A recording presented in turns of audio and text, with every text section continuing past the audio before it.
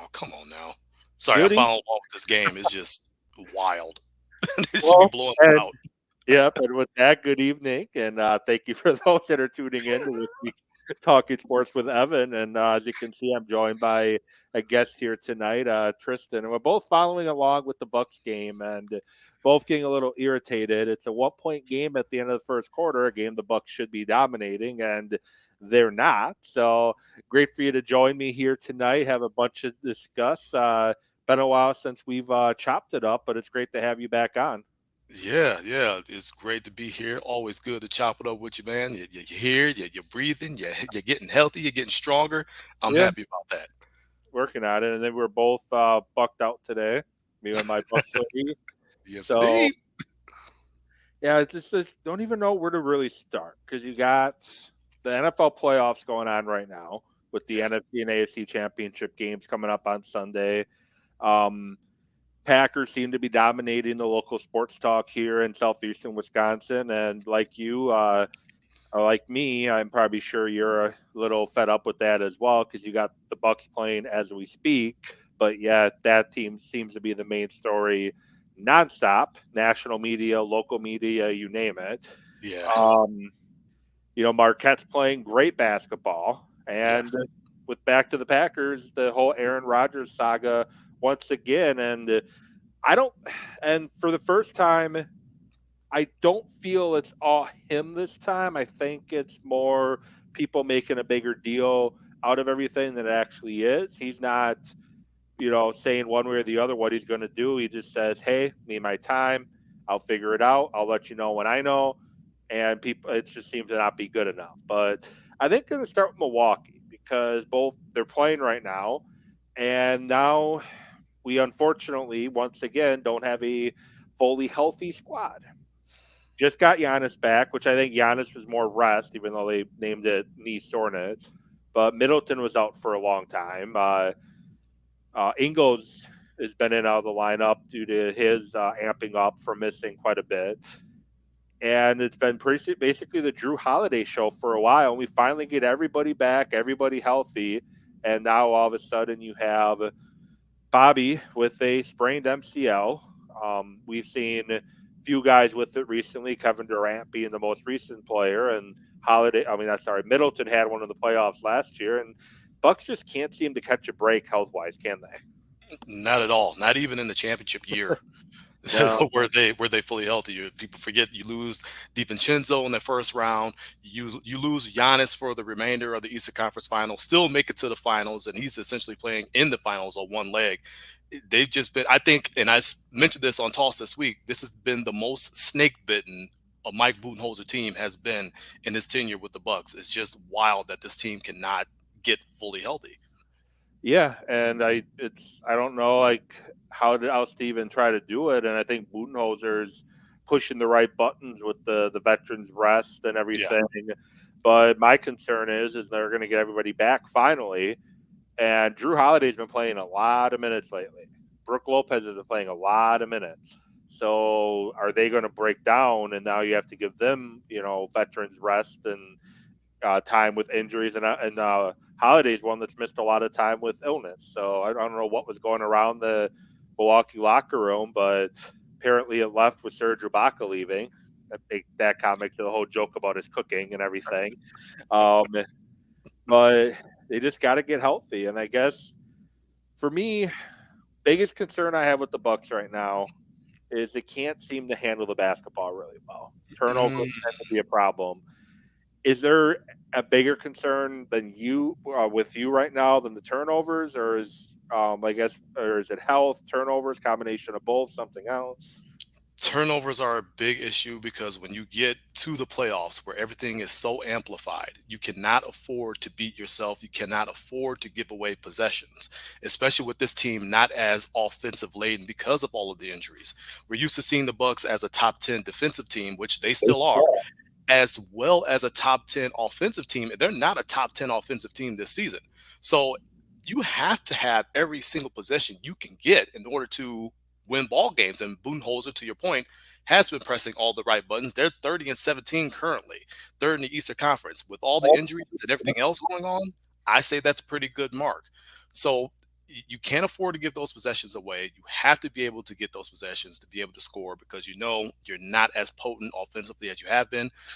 But does that come with the team getting healthy, with everybody being on the court at the same time? We don't know. They haven't been healthy. So for me, turnovers a big issue, but the health of the team is a bigger issue.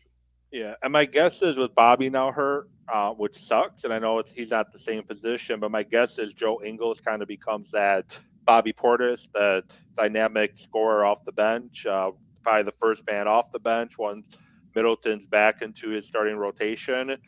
My guess is a lot of that void is going to be filled by him, but either way, there's a lot of dirty work down in the on the block that Bobby did that they're going to definitely be missing now.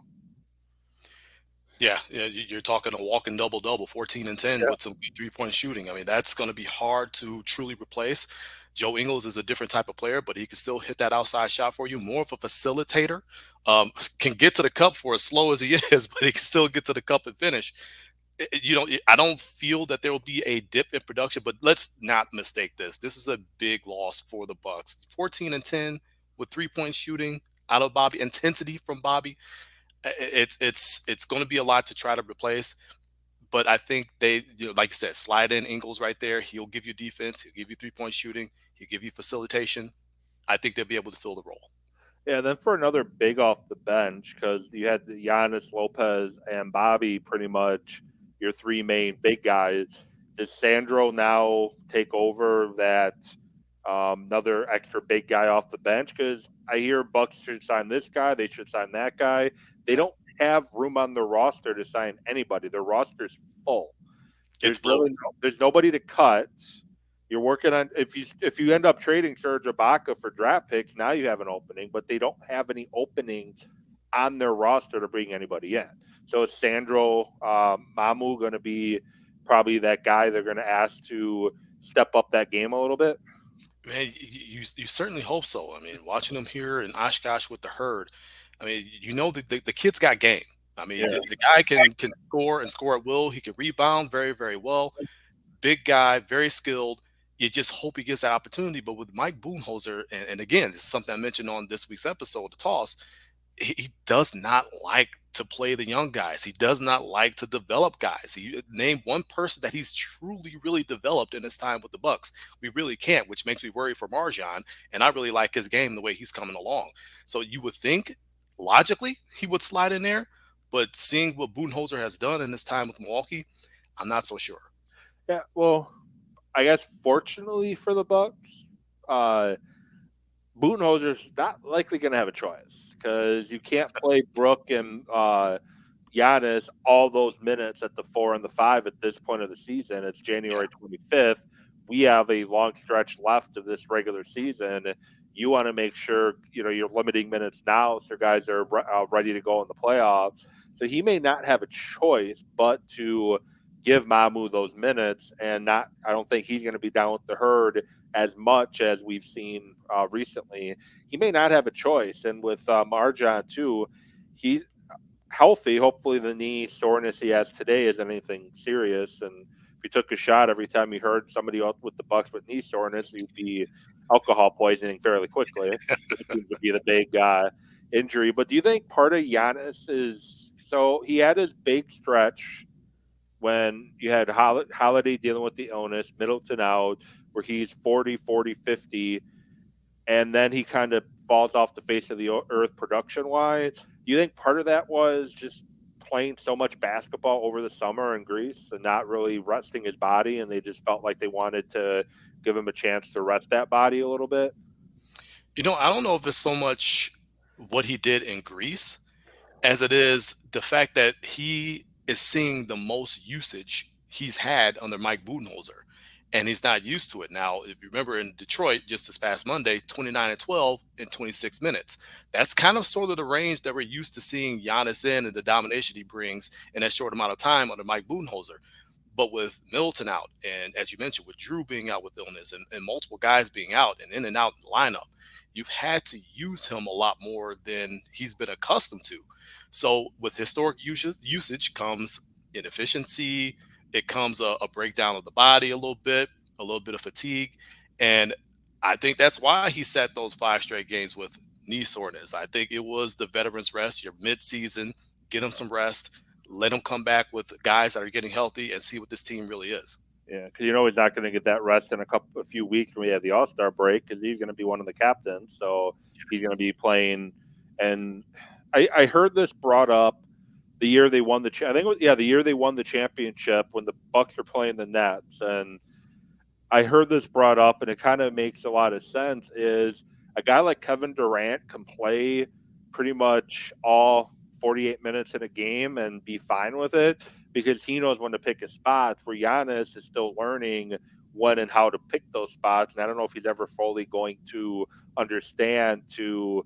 It's okay to go stand in the corner for a couple possessions and let your other guys do the work.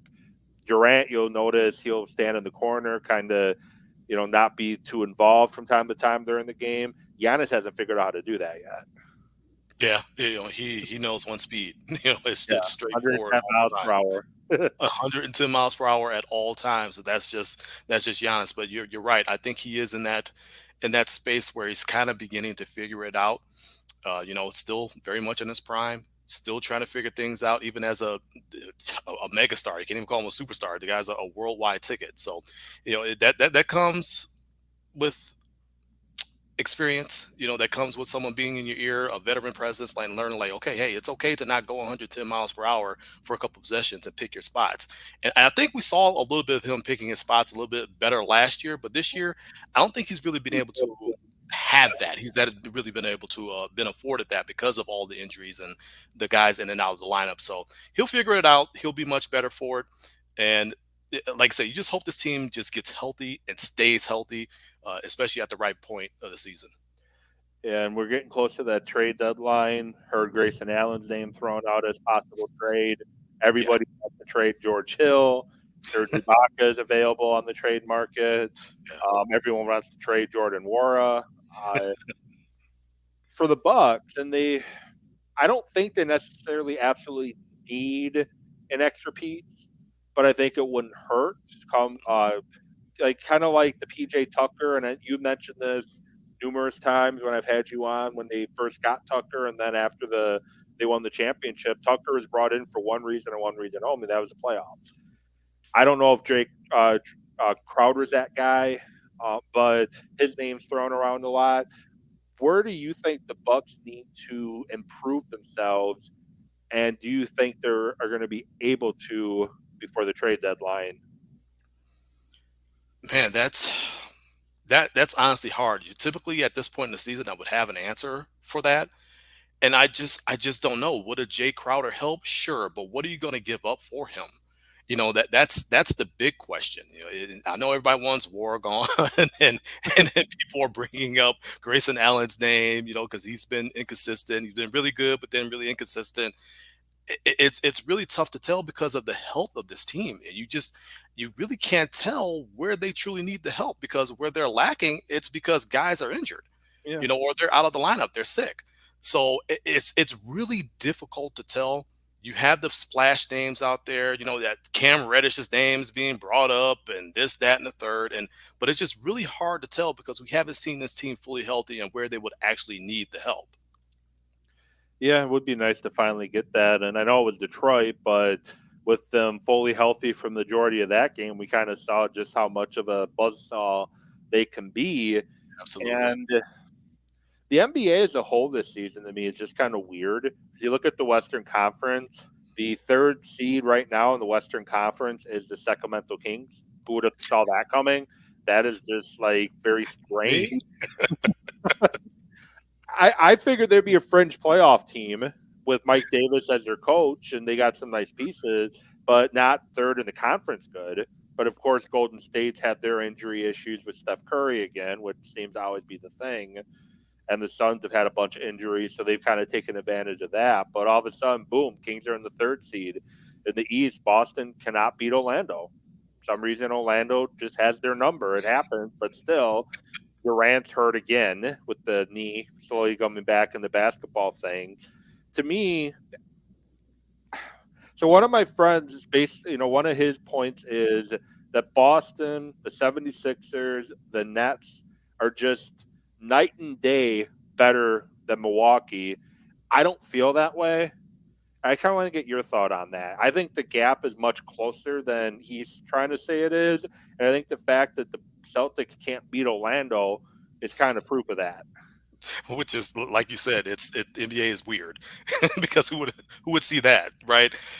Your friend is wrong. Sorry, but he's wrong. It's not night and day better. Everybody's discussing really three teams to really fight for the Eastern Crown, which would be Boston, Milwaukee, um, and Philadelphia. Now the Nets are mentioned in that, but they had their struggles after Kevin Durant went down. I know Kyrie's been playing out of his mind.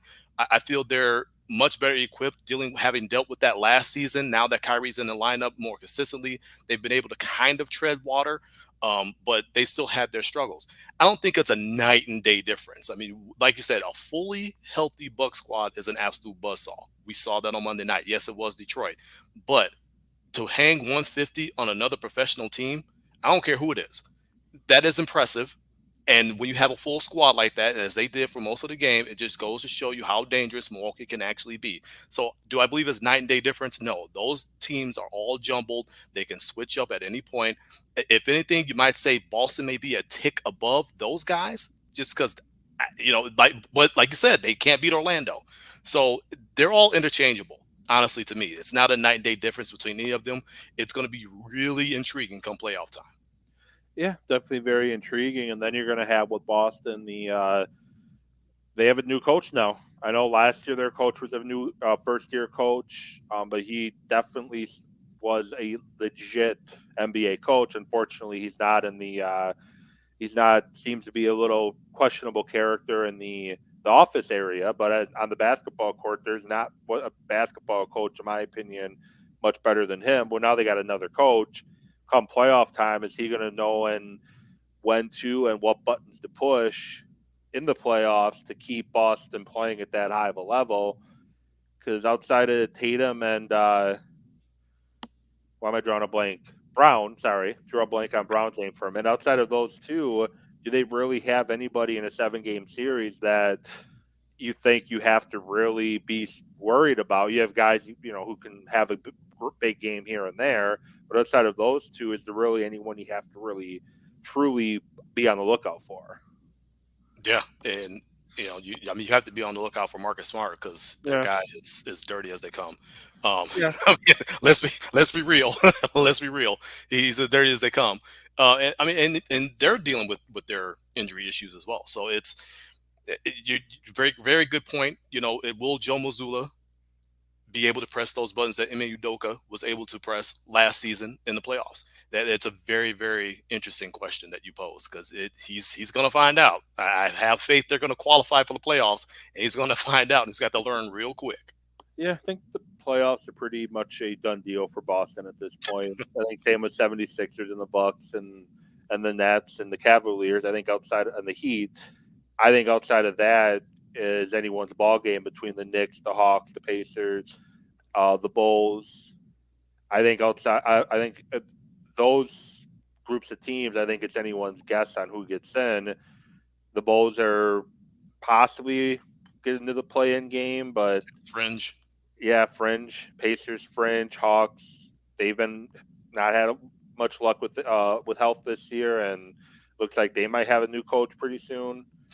Once you get past the Heat, there's really not much. Eastern Conference is not. It's That's where you're going to have the question mark on who gets in out of those. I think 4 teams I mentioned. Yeah, 4 teams I mentioned. So Wizards are hanging tough at 21 and 26. They are, and you look at it, it's like, man, those guys realistically aren't out of it. Like they legitimately still have a shot. And you looked at Orlando, it's like, if they could string together a few wins, they might have a shot at the 10 seed. But it's like, do you really believe it? Who knows? I mean, if they keep beating the bosses of the world, I mean, they could sneak their way into that play-in. But it, yeah, I think top four at least are a lock in Yeah. the Eastern Conference for sure. And I think Cleveland, I think, is up there Yeah, too. Cleveland. Yeah, Cleveland. Definitely. They'll get hot at some point, and with Donovan Mitchell being a little bit more healthy from that groin injury, putting up 71 points. I mean, geez, I think they'll be a lock as well.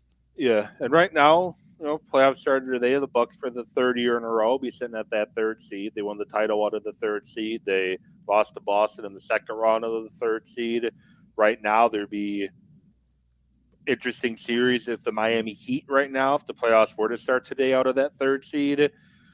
Do we really want to see Miami in the first round again like we did 2 years ago? Man, it makes you nervous, but Yeah. I think a fully healthy Bucks team could get past the Heat. Yeah, and I believe so too, but it's just like Toronto, Miami, just so Yeah. tired of those two teams. Right, right. Like, And can Nick y'all Nurse, just like not be in the playoffs or something, or like go get the one seed so you don't have to deal with them? yeah, especially Nick Nurse, and that kind of pushed me back to the game where they almost ended up losing it. They ended up going to overtime. He's just a coach that he doesn't care what the deficit is. He's going to keep those starters in there, and he's going to do what he can to try to come back. And they can be 30 down, and he's going to be playing like it's a 2 point game. I don't mind it, but sometimes you got to call the dogs off a little bit. It's a long 82 game season. It, Nick Nurse is just like Giannis. He only knows one speed, and that's full Yeah. speed ahead. So he's like you said, he's going to leave those starters in there. He's going to fight until the bitter end, and that's why they almost came back and won that ball game. Budenholzer called off the dogs, and then he had to bring him right back in. Yeah, because apparently Thanasis thought he was Steph Curry for a minute there and jacking up 2 pointers thinking they're going to fall. Um, I know MVP. I'm not anticipating Giannis is going to win. Unfortunately, he got his two in a row. Now they moved on to Jokic.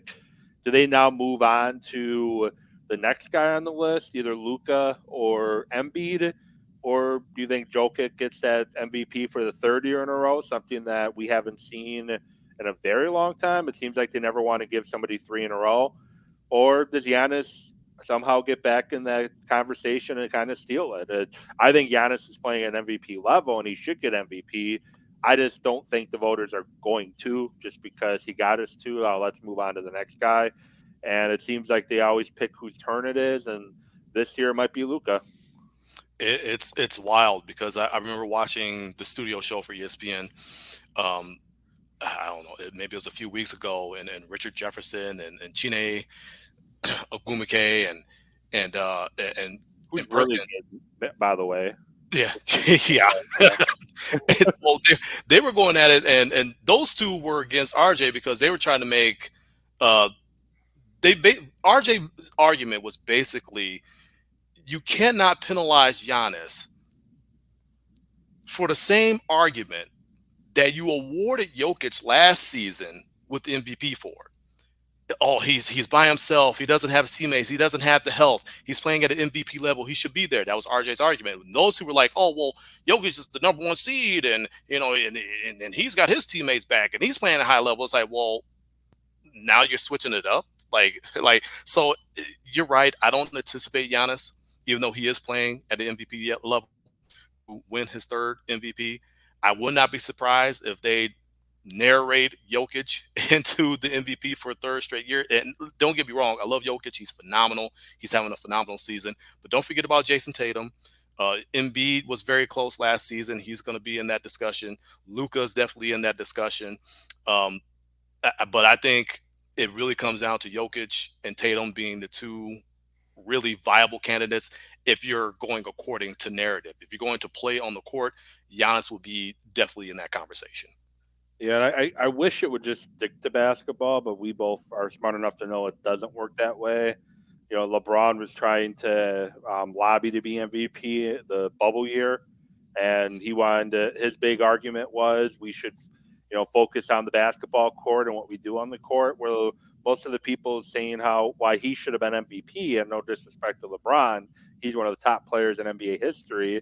But the two biggest reasons people were saying LeBron should have been MVP, I think that was Giannis's first one was he's old and Kobe died. Those are the two Yeah. reasons why they're trying to say LeBron should have been MVP that year. Then LeBron's talking about it shouldn't be about the narrative, but Giannis got that one, and then the following year, and to me, he should be top two or three every year, if not number one. And maybe I'm a little biased there, but just everything that he does, the Bucks would be probably a lottery team, lottery team, fringe playoff team. I'm just saying that because if you still had a Holiday in Middleton, I think you could have enough to compete for a 7 or 8 seed or a playing game. But that's a difference between a 1 or 2 seed and a fringe playoff team is Giannis. Yeah. I mean, the one generational talent is definitely tips the scales in your favor. And Giannis is at a rarefied air where he should be mentioned in the MVP discussion every single year, and he has been. But like you said, the narrative, Yeah. the narrative that the media who do have votes put out there and to bend and shape and craft to their will, really, really creates the stage for who gets MVP. So yeah, it's a little bit maddening at times, but Giannis is after rings. Could care less about individual awards, and I Yeah. would much rather hoist another O'Brien trophy than worry about him hoisting the Yeah. Michael Jordan MVP trophy. And I agree. It's just it'd be fun to have a third-time MVP in Milwaukee as well. It'd be nice to have that too. But why not have a two-time Finals MVP? If that we can't have that, two-time Finals MVP. So, a couple of weeks, few weeks to the All Star break. If you had to pick two teams out of the West, two teams out of the East right now, who you think had the best shot at playing for an NBA Finals, who are those teams? Oof, man. I know it's a different year. It's a difficult year this year. Yeah, because I mean, you talk about parity. Yeah, it's pretty much all over. Like you mentioned, the Kings. What? Like I'm like, wow. Okay. Um, Man, out of the East, I mean, you got to give Boston their respect. They're the defending Eastern Conference champions. They've come back probably a tick better than where they were last season, at least in the regular season. We'll see where it goes in the playoffs. So you definitely have to put them up there. I will love to say the Bucks, but we just don't know how healthy they're going to be. And that's just been the narrative with them all season. But I'll put them in that matchup. I think they'll get through the 76ers. I think they can get through the Nets as well. I just think their supporting cast is better than what the Nets bring to the table, and I think they're a little bit in the Sixers' heads. Out of the West, this one's tough because you got Golden State way down there, and when they're healthy. And I've said this, I've said this time and time again, even on this very program. A healthy Golden State squad is a championship squad. What did they go Yeah. and do last year? They won another ring because they were healthy. So it's hard for me to count out the champs, but they're down there. So if I had to look at the landscape, you definitely have to put Denver out there. Denver, number one seed. They've been playing phenomenal. This is so hard out of the West. Put put Memphis up there. Put Memphis up there. I, I think they're going to get humbled at some point. I think they're getting a little bit too big for the riches. They're a good team. I get it, but I think they're going to get knocked down at some point and humbled a little bit. But they've been playing really good basketball. Top two teams in the West. It's so hard though. It's like I said, the NBA is weird this season. Yeah, I think for me, for the West, there's two teams that if they can get hot, and one of them has won their last four in a row. I think if they can get hot, one of them you said, and maybe they do after the All Star break, I think they would be very tough out in the playoffs, and that's Golden State, and then the team Milwaukee beat to win the finals in Phoenix. Ooh, They've had some injury with Booker in and out the lineup with injuries, but they're playoff tested. Nuggets, not I know they've been in the playoffs, but they're not really playoff tested to me. Grizzlies are still young. The Kings are the Kings. Pelicans aren't really playoff tested. I just think you get the Suns or the Warriors on a hot streak, they're going to be a tough out. I'm not saying either one of those are going to make the finals. Those are just two teams that I wouldn't give up on quite yet. Um, I think the Grizzlies, if they stay healthy, the key phrase there, if they can stay healthy, I like Mhm. them better than the Nuggets, mainly because John Morant is just that incredible at the basketball. I think it'd be the Grizzlies then if it can't be the Suns or Golden State. And in the East, are we really going to trust the 76ers and Doc Rivers, No. Joel Embiid, and James Harden? Are we really ready to trust those guys yet? And are we really ready to trust the circus of Kyrie, Ben Simmons, and Kevin Durant? Are we really ready to trust that circus, which Steve Nash should have never got the job to begin with? I Nope. don't know why they gave it to him, but they did. It didn't work out. He got circles ran around him against Budenholzer, and I know people don't think Budenholzer's a great in-game coach, but Nash got circles coached around him against the Bucks a couple years back. They lost pretty easily in the playoffs last year. I don't trust either of those two teams. I would say Bucks and Boston are probably to me, the two most likely teams to represent the East. And you can never really count out a Spoelstra-led team either. I would take a Spoelstra-led team over Doc Rivers, or is it Vaughn who's coaching the Nets now? Yeah, Jacques Vaughn out of Kansas. And I would trust Spoelstra over the Celtics too at this point, because Spoelstra to me is probably one of the better coaches in the NBA. Yeah, I love me some Eric Spoelstra, man. It's for me, it's a roster thing, in the way that they're playing, and it's just Boston has just been on a different level this season. You knew they were building to something, and if they could get those two young guys and Brown and Tatum, remember last season when they were like, well, one of them's got to go because they can't play together, and I was like, that's just Yeah. absolutely dumb. Like, why would you like what? Like, what are you talking about? And they make the finals run. Those guys get hot. They can go places. I mean, they went all the way to the NBA Finals last season. I wouldn't put it past them to really have a really good shot at doing it again. They've been playing at a very high level from the word go. Yeah, they have been, and I give them credit. I thought they would take a step back a little bit this year with the turmoil in the front office and the coaching room, and with that going on, I thought there might be a little bit of some turmoil there, and maybe the I think he's team president now, Stevens. Maybe he has to come out Yeah, the general manager or president's chair and have to do the coaching too. Because I didn't know a lot about the coach now for Boston when they hired him and gave the job to him, and they've been impressive. They've definitely not taken a step back like I thought, but we'll see what the second half of the season brings for Boston. And that's why, for me, Milwaukee and Boston are probably the two top teams in the East, because if Chris Middleton doesn't get hurt against Chicago last year in the playoffs, I think Milwaukee could beat Boston in that best of seven series, and then they beat Miami, and then it's a epic NBA Finals with Golden State and Milwaukee. Fortunately, Middleton gets hurt, and as they say, the rest is history. And Grayson Allen gets forced to play a role that he definitely was not ready for at or all. able to do. But maybe with the healthy Joe Ingles, maybe it's a different story this time. And I think that's why they kind of had the foresight to kind of go out there and make a move to get an Ingles, like that, a guy who can facilitate, a guy who can hit that three, a guy who is a physical presence on defense. So you kind of have that foresight.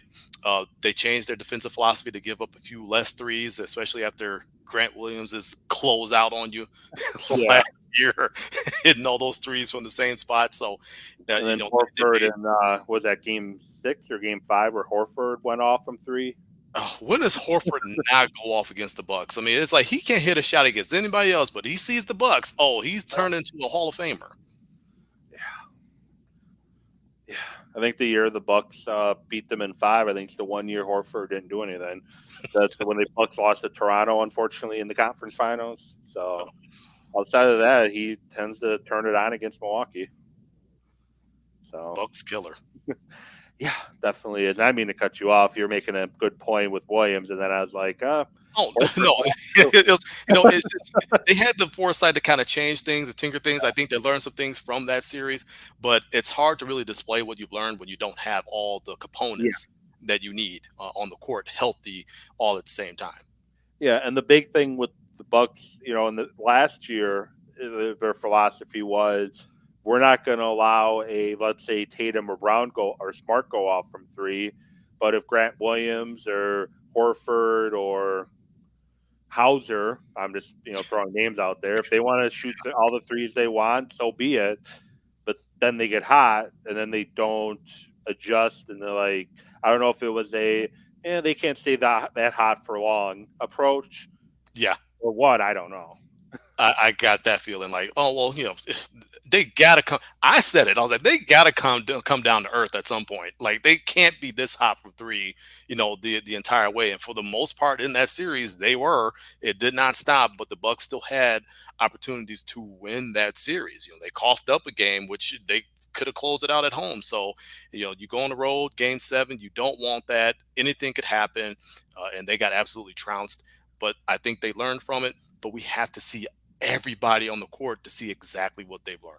Yeah, and I'd probably be after the All Star break that we finally see it with Bobby out minimal 2 weeks and then get reevaluated. Hopefully, it's the 2 weeks and not longer like it was with. Hopefully, it's more Giannis MCL sprain than it is Middleton MCL sprain. So Giannis is Yeah, a freak athlete anyway. So right. I was about to say there's a reason why they call him the Greek Freak, man. yeah, He's freakish in many different ways. yeah. We're switching gears. NFL season still going on. Packers unfortunately don't make the playoffs, and now it's what happens with Rodgers. Does he stay? Does he go? And I kind of hinted at my thought process earlier, but I'm hearing a lot of here we go again. This is Favre all over again. Like, is he going to retire or not?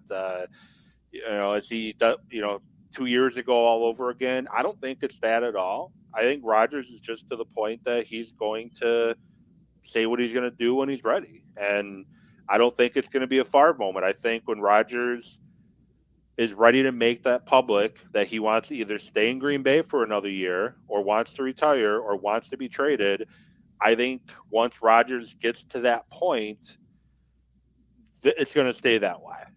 Rodgers doesn't strike me as the one that is going to have the crying press conference that he's done, and then come June, I want my job back. I just don't envision Rodgers doing that. I think once he makes that decision, whatever it is, I think it's annoying, but I think that's going to be it. And I think the biggest thing that makes it more annoying is all the speculation and you know, speculating on what he said, what he means, what he doesn't say, what he doesn't mean. That's to me I'm not annoyed with Rodgers. I'm annoyed with everybody else talking about it. I guess if that makes sense. Yeah, no, it does make sense, and I agree with you. I don't think he's going to do the waffling that Brett Favre did. I did say last week on Toss during the Packers season wrap that we have reached Brett Favrean levels of division within the Packers fan base. I say fan base because there's a lot of people out there who really aren't fans of the Packers. They're Yeah. fans of a certain player, much the same way that people were fans of Brett Favre and cheered him on whatever team he was on and said, forget the Packers. So I think we reached those levels of division as far as it being Favrean level. But yeah, you're right. Rogers is a guy who, okay, I'm going to go through my thought process. Maybe I'll go and do some hallucinogens again and see some visions and all that and figure things out. And I firmly believe that whatever decision he makes, he's going to stick with. He strikes me that type of guy. I'm just tired of hearing about it. Yeah. Like at some point, you just got to let it breathe. And when there's something to talk about, then there's something to talk Yeah. about. Don't try to generate it. Don't try to create it. Let the man go through his process. Let him make his decision. When he's ready to tell it, then we could talk about it. But until then, you got Championship Sunday. The Bucks are third in the Eastern Conference. The World Baseball Classic is coming up. The Brewers are going to be in training camp soon. I mean, there's so many other things that you could talk. Marquette is playing fantastic basketball. We don't know if the Badgers are going to even make the tournament with the way they've been playing You don't as of need to late. talk about that. So there's so many other things that we could talk about other than just this. So yeah, I kind of tune it out until I hear that he's made a decision and he's going to tell everybody.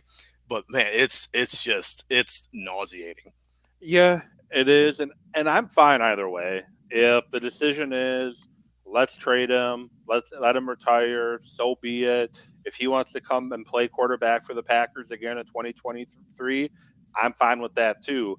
And one of the biggest reasons I'm kind of torn, and it's conversation um, that I've had with some friends of mine, and one of my friends brought this up that he watched the conference semifinals game, and there's a lot of creativity ish on offense, a lot of creativity in the play calling and the play design and the pre snap stuff like that, which is yeah.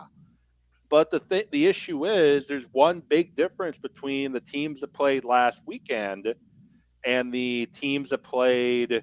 I mean, and the Packers. There's big difference in quarterbacks, and it's Rodgers.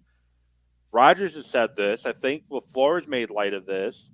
There's two different playbooks at hand in Green Bay. There's the Matt LaFleur, what he wants to do, and then the version that Aaron Rodgers runs. And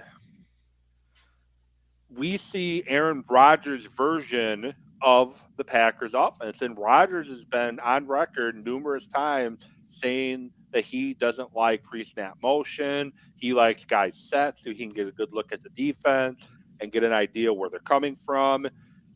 And so we don't see any of the jet sweeps as much as we could, or the motion, or moving guys around. We don't see that because Rodgers doesn't like it. And I think Rodgers gets too much say in the play design and the plays that are called.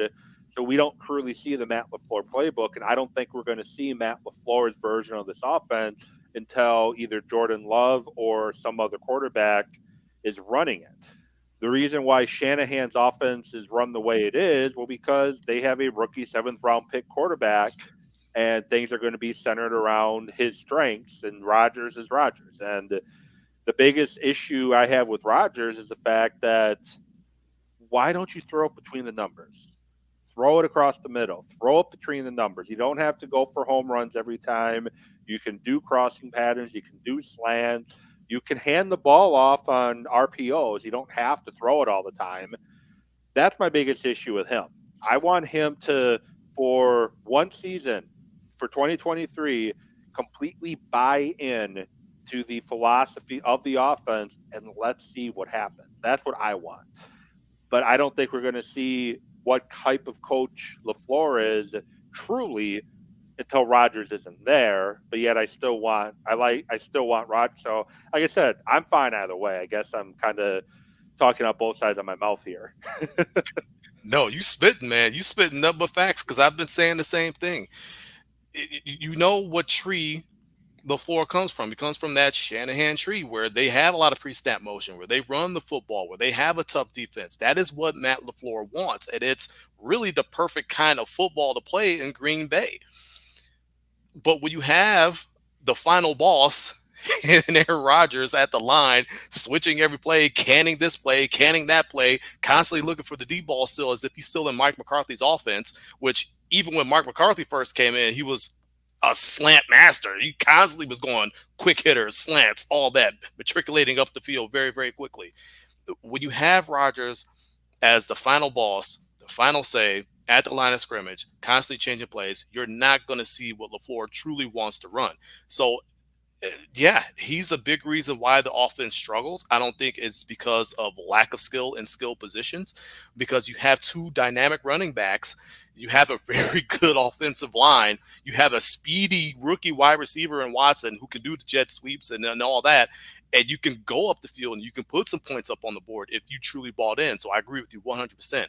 If he truly buys in 2023, it could be a very exciting time if he decides to play. But at this point, as much as I love him as a player, as much as I love what he's done on the field, I am okay if he walks away. I am okay if the Packers decide to trade him for good value. I am okay if he returns and wants to be the quarterback for the Green Bay Packers, so long as he truly buys in, because I feel that this offense could truly be dynamic, running it the way it's supposed to be ran. He could have another MVP season if he runs the offense the way Matt LaFleur wants to, and I just don't think we'll see that. So I'm in 100% agreement with you. Careful bringing up MVP season. You're going to get hit a sore spot with a lot of people here. Gronk, don't get at me. Don't be DMing me, man. I don't need to Yeah, hear it. it's one of these comments that if you listen to the full interview with McAfee last week Tuesday, it makes a lot of sense on what he's saying and why and how.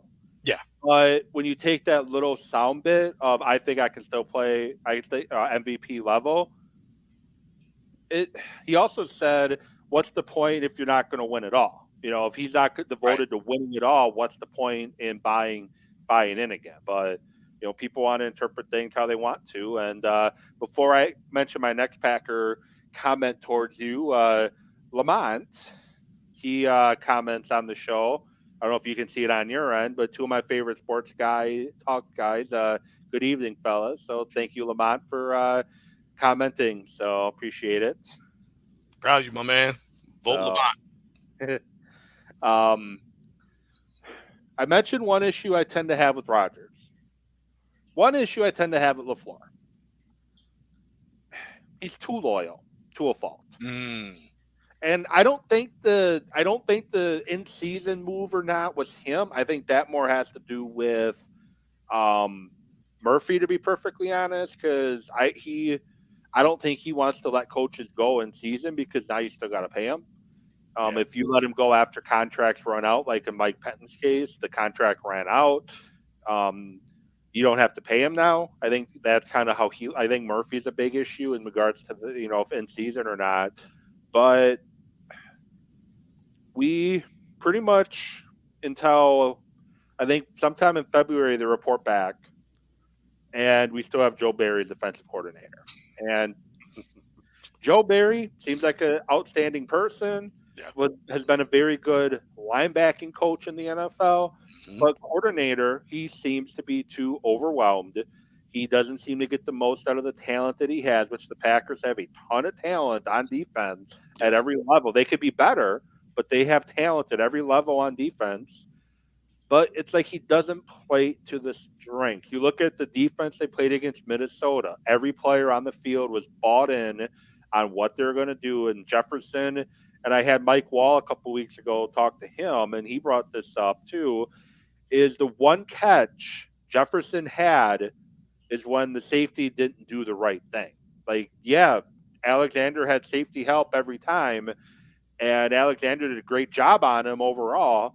But the one time the safety didn't do his job, that's the one catch Jefferson had. But that's a game that everybody bought into what they were trying to do. But then we see Detroit, and yes, I know they only scored 19 points. Detroit did, but you had the same issues. Guys playing 10 yards off on third and short. It, it's like Joe Barry is, like I said, he's too overmatched, and you have a lot of really good defensive coaches available right now who you could bring in as a coordinator. Hmm. Vic Fangio, the guy who was the coordinator in Denver, who lost out to Barry. But to me, like I said, he's too loyal, and this is a perfect time to say, "Hey, Joe, thanks for what you've done, but we need to move in a different direction." They brought Barry in because they wanted the Fangio defense. Now Fangio's available, but yet you won't bring him in. Which makes absolutely no sense. And people forget that Fangio is a disciple of Dom Capers. Yeah. So it's like you're pretty much retreading the same kind of thought processes that Capers did that worked well in his first few years. But I mean, we all know how long in the tooth that became. Yeah, I don't think that was all Capers though. Personally, either No, he got stuck having to put round square pegs in round holes quite often. Nick Terry's a exactly. perfect example of that. Exactly. You know, the way they drafted, they were not drafting for the defense. They were just, that's where getting the best value or the best player available kind of hurts you because you need to get players that can run that defense and you could do your job in it and become dynamic. So it's look, I have my beef with Joe Barry. I still have my beef with Joe Barry. I have my beef with Matt LaFleur because at one point in time he was on the record saying he's tired of being passive. He wants to be fast. He wants to be aggressive. And what did Joe Barry say in one of his first press conferences in Green Bay as a DC? I want to be fast. I want to be aggressive. Well, you did that for maybe a season and then you fell off. Now, to your point, you're absolutely right.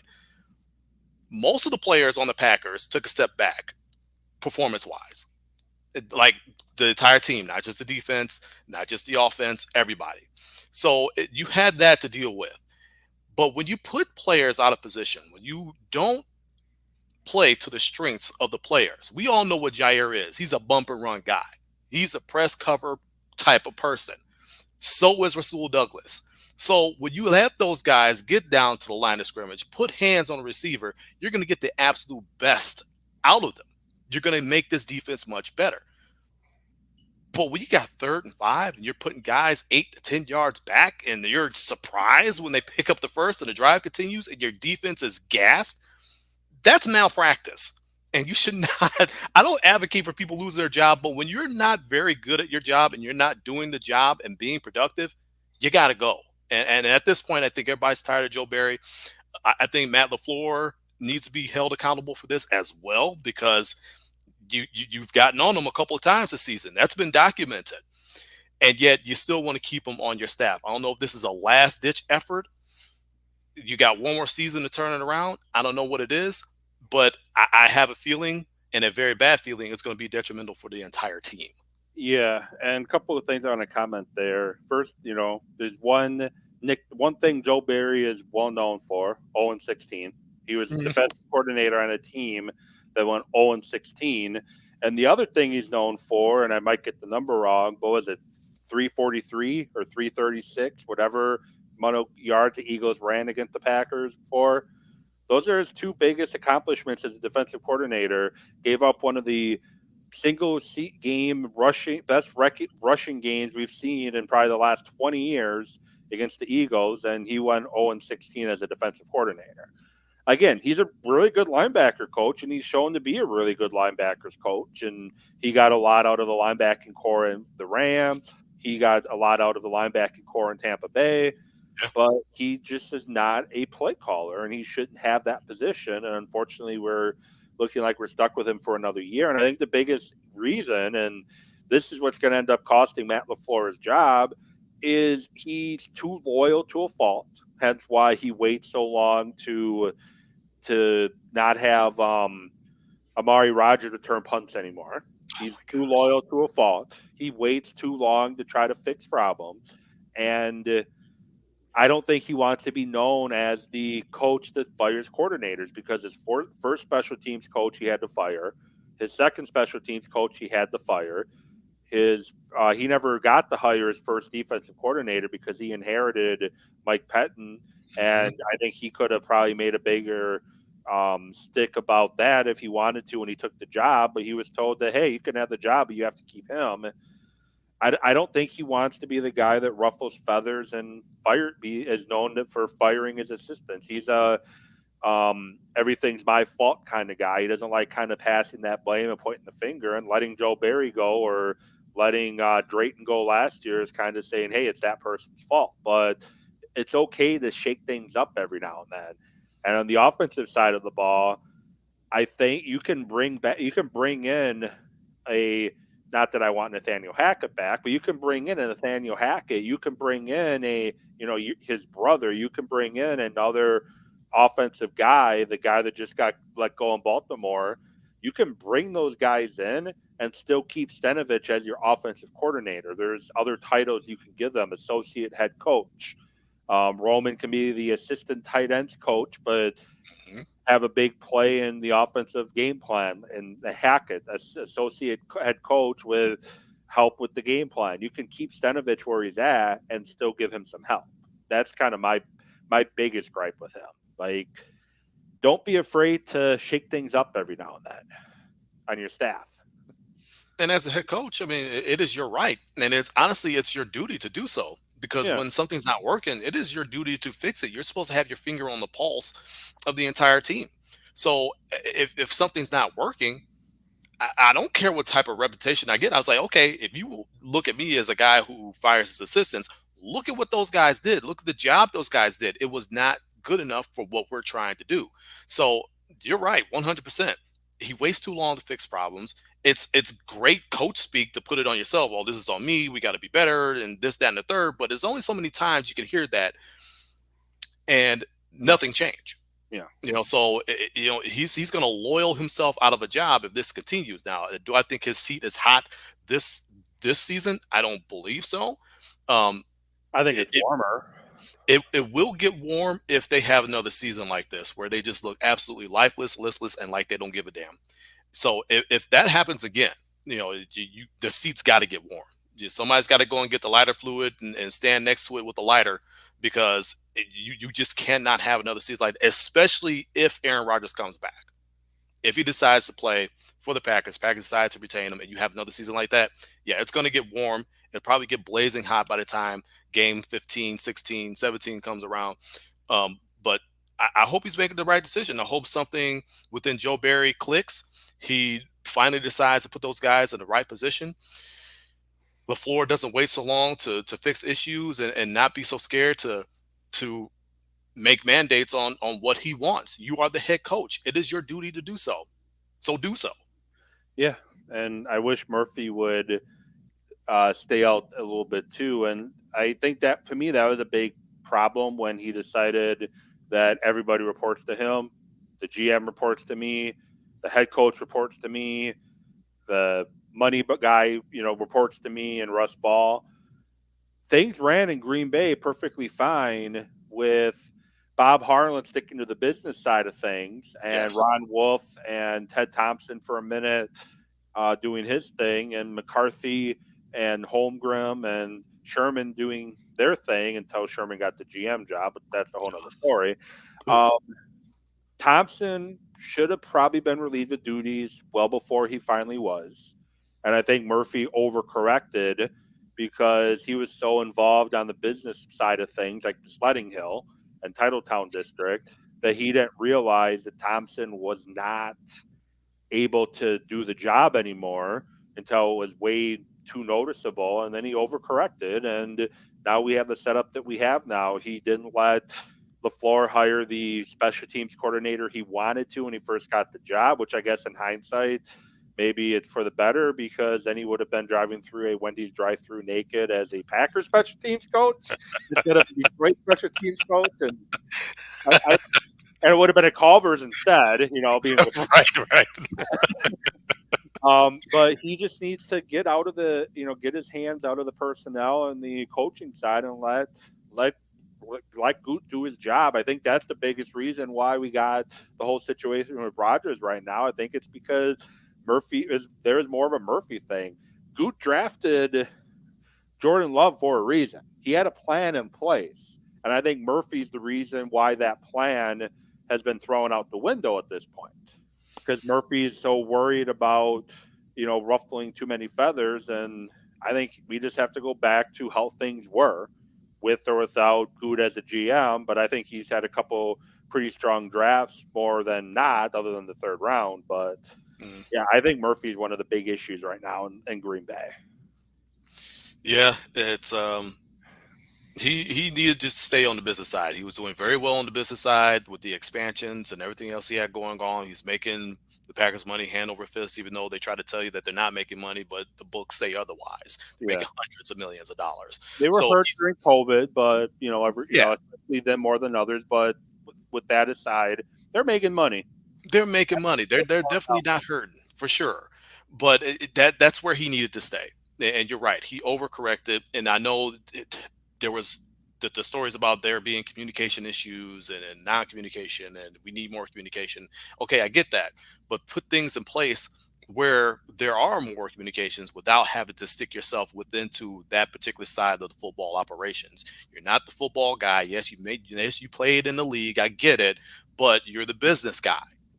Like you stay on the business side. This is the football side. If it's a situation that gets too big and you feel like you need to step in as the CEO, then you step in. Otherwise, don't overcorrect. You're putting your hands in stuff that you have no business putting your hands in. Let the football guys do the football things. You do the business thing, and let's let this thing run smoothly. Yeah, don't need to put your hands in cookie jars that you don't need to put your hands into. And that's what, Murphy's kind of did. I used that analogy earlier today and I liked it. So I wanted to find a way to use it again. Don't need to put Nice. your hand in cookie jars that you don't need to. So I had to find a way to use it. So appreciate you, coming on and, talking some sports here. It's been way too long. I think Yes. end of Buck season last year is the last time we talked, which again, it's been way too long. Well, I mean, in this format, you know what I mean. But Yeah. for listeners, but we have championship weekend, the NFC championship game. You have the 49ers and the Eagles. A battle. You have the Eagles with one of the top offensive lines in the entire NFL. The 49ers, one of the top defensive lines of the entire NFL, as well as a coach that seems to be a magician, except when he's up 28-3. And then the AFC Championship game, you got the Bengals and the Chiefs, two of the top quarterbacks in the NFL. And I like Joe Burrow. Like he has this arrogant, he has this arrogant personality, but he doesn't come across as arrogant, if that makes sense. Yeah. Like he just is very like, hey, my championship window is going to be open as long as I'm here. Like there's just something about him that I like. And then you got, Joe Cool. Jamal, Chase as well at wide receiver. I think both are really good matchups for the Chiefs. It's a rematch from last year, and you have a hobbled Mahomes. That's the one thing that's not going to be great. We'll see how he handles playing in a game with a high ankle sprain, being kind of stuck in that pocket. And then with Jalen Hurts, we don't know how healthy that shoulder is going against a defense that loves to play physical football. Before I give my predictions, which I've had one prediction wrong so far in the playoffs, and that's because Dak Prescott decided to Dak Prescott. Um, what are your thoughts and predictions for the conference championship weekend? Oh, man, you got, as far as the AFC goes, you got the defending champion, AFC champion, Bengals, back at it again, where a lot of people didn't believe they could get there again, but they're a really good football team, well constructed. Run game is kind of struggled. You're not really accustomed to seeing that from the Bengals.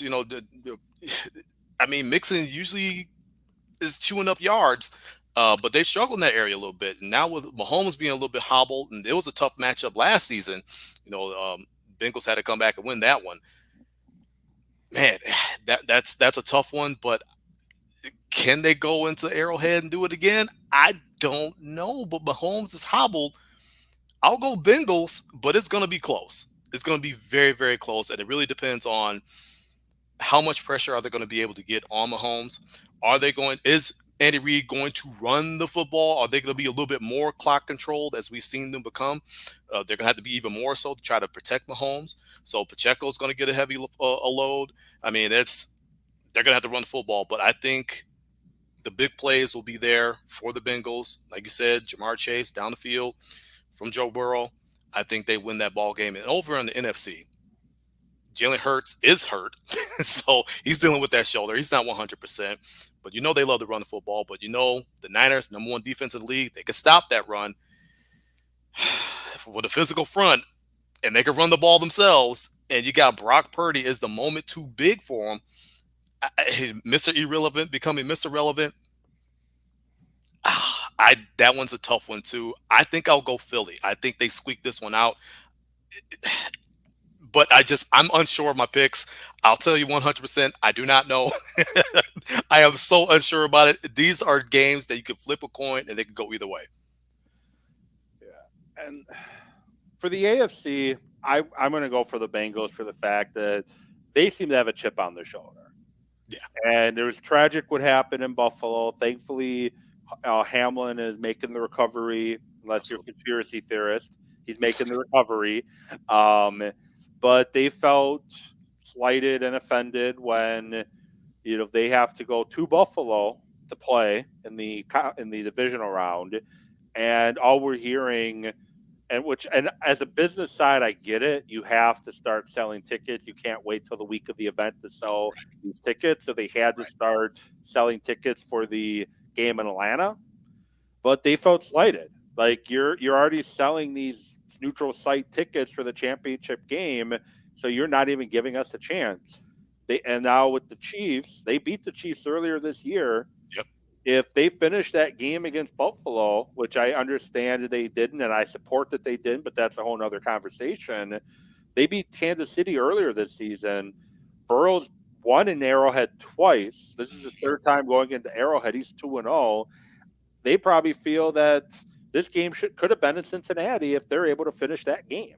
Yeah. And Cincinnati has that chip on their shoulder. They're hungry, and with Mahomes hobbled, I think Cincinnati finds a way to win that game. And Mixon had a pretty good game against Buffalo. I know he's been up and down running the game, but I wasn't expecting them to go out and just dominate Buffalo. Said they would beat Buffalo, but I wasn't expecting just a total domination that we saw. Yeah. That was surprising. So I think Cincinnati wins that game. And then I brought up the offensive line in Philly and the defensive line in San Francisco, but guess what? San Francisco has a really good offensive line as well, and Hmm. Philly has a pretty stout defensive line too, especially when it comes to the pass rush. I'm torn on this. I'm leaning Philadelphia right now. That could change by Sunday, but I'm leaning Philadelphia right now. I just think they have the better talent. They're better at the quarterback position. I think they're better at the wide receiver position as a whole. Um, and when Lane Johnson plays, they're much better. And I think Philly's going to just wear out that front of San Francisco. And Purdy might be running for his life against this Philadelphia front. They got a really good pass rush. Yeah. I know the easy way to slow down the pass rush is your screen game and run the ball, which Shanahan likes to do. But I just think Philadelphia is the better team. They have the better secondary between the two teams. I just think Philadelphia gets the win, and we're going to see Philly and Cincinnati in the Super Bowl. That's what I think we're going to see. Could I be wrong? Sure, but that NFC game is very tough though. That Very. line, both teams' line play are their strengths, and typically go with the team that has the better line play. Well, both lines are really good. You see what I mean? Like both of these games are games you can flip a coin on. It just, Yeah, like you said, it could change by my picks could change tomorrow. I mean, they could change 5 minutes after this. I mean, it's like, oh, oh, you locked him in. I'm going to cut that audio now and put it out there. And no matter what he said, this is what he said. I'm stuck. I'm stuck with it. So I guess I'm gonna ride with it. No, well, I want to thank you for coming on. I wasn't, expecting to talk for this long, but I did definitely enjoy it. And you're always welcome to come on and chat it up anytime you want. The offer is always there. So do appreciate you coming on. And if you want to let my viewers and listeners know, podcast for this show will be posted probably early tomorrow morning, probably around 8-ish when I get into work. Put it up anywhere podcasts are found then. But where can people find your stuff? Hey, at Toss Nation Media, you see it scrolling right down there. Get the finger going. Yeah, right down there. TossNationMedia.com. And of course, Twitter at the 20 double. Get at me there. But man, always great to chop it up with you. Like I said, I'm so glad you are still here with us, man.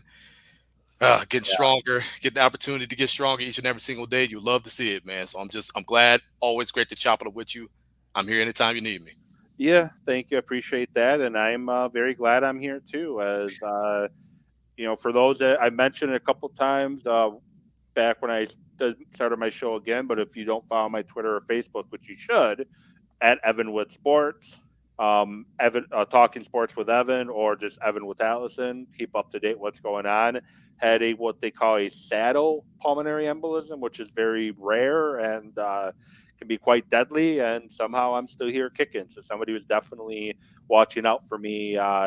The day I decided to drive myself to the hospital. So if anything's feeling strange or out of the ordinary health wise, it's better to get checked out and be told it's nothing than to say it's probably nothing and get proven otherwise. So Yes. I was probably close to, if I would have waited another day or two, there wouldn't be a Talking Sports with Evan anymore. So don't mean to be dramatic, but that's how close I was. So do appreciate that. But with that said, thank you all for watching. Thank you for listening, and hope you all have a great weekend. And I will be with you next week talking recapping conference championship games and giving a Bucks update, which they're currently up 79-70. It looks like going into the fourth quarter. With that said, have a great rest of your evening.